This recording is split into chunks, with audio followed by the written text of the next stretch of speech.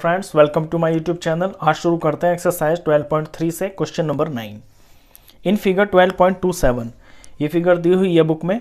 A B and C D are two diameters. A B और C D are two diameters of a circle with centre O. Centre O है circle का और ये दोनों इसके diameters हैं।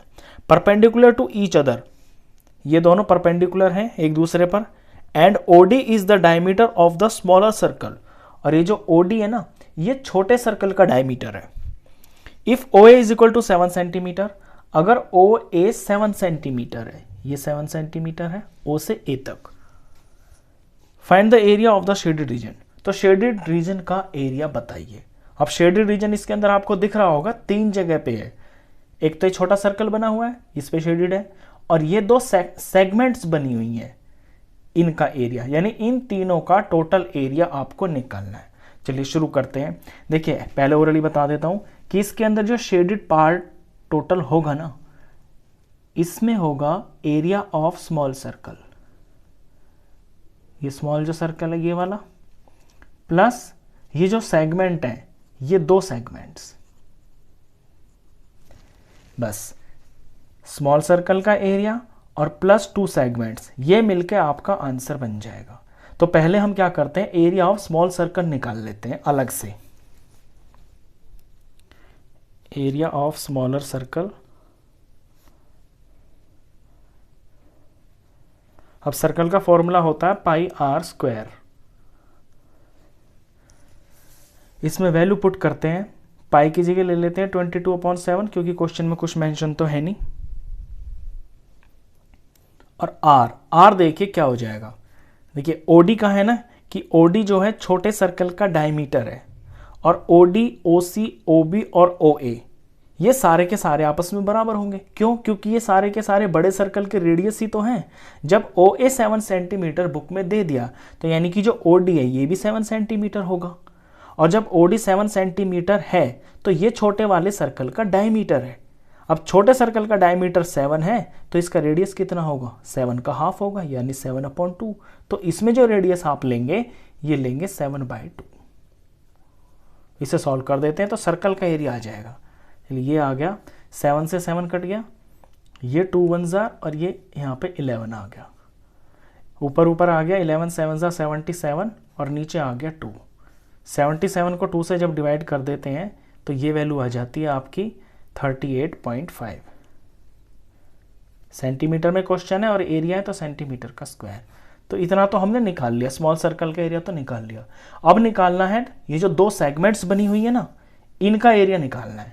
और ये दोनों सेगमेंट्स इक्वल है। इक्वल इसलिए कि आपको दिख भी रहा होगा कि ये 90 डिग्री है, ये 90 डिग्री है, बड़ा सर्कल है, इसी की ये सेगमेंट्स हैं, तो ये दोनों सेगमेंट्स आपस में एरिया में बराबर हैं। हम एक का निकाल देते हैं, उसी का डबल कर देंगे तो दोनों का आ जाएगा। चलिए तो पहले सेगमेंट का एरिया निकाल लेते हैं, एक का एरिया ऑफ सेगमेंट। अब सेगमेंट का एरिया निकलता है एरिया ऑफ सेक्टर।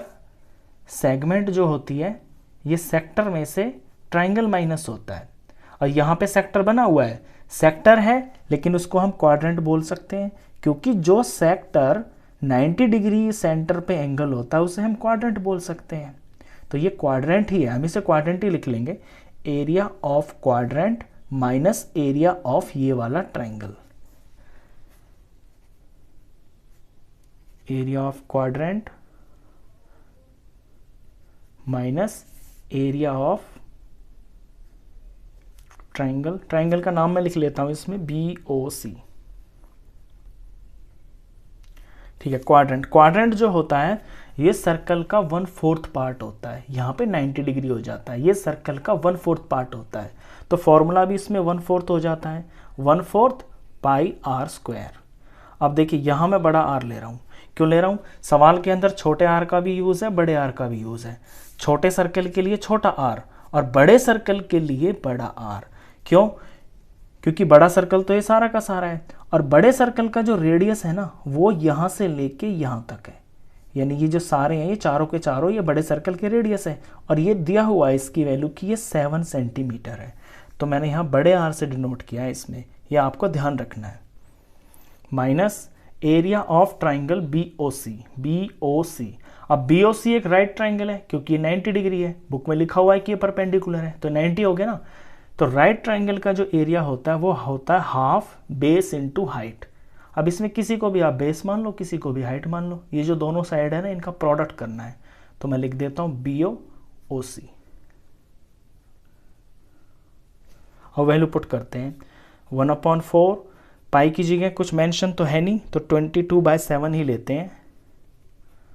और बड़ा रेडियस मैंने आपको समझा दिया कि 7 है, तो 7 × 7 माइनस 1/2 और BO × OC।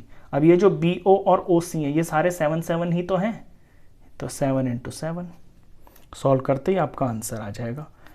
7 में से 7 यहाँ पे कट रहा है 1 पे, 4 22 आपस में कट रहे हैं, 2 के टेबल में ये 2 पे आता है, इसे 2 से डिवाइड करेंगे तो 11 आएगा।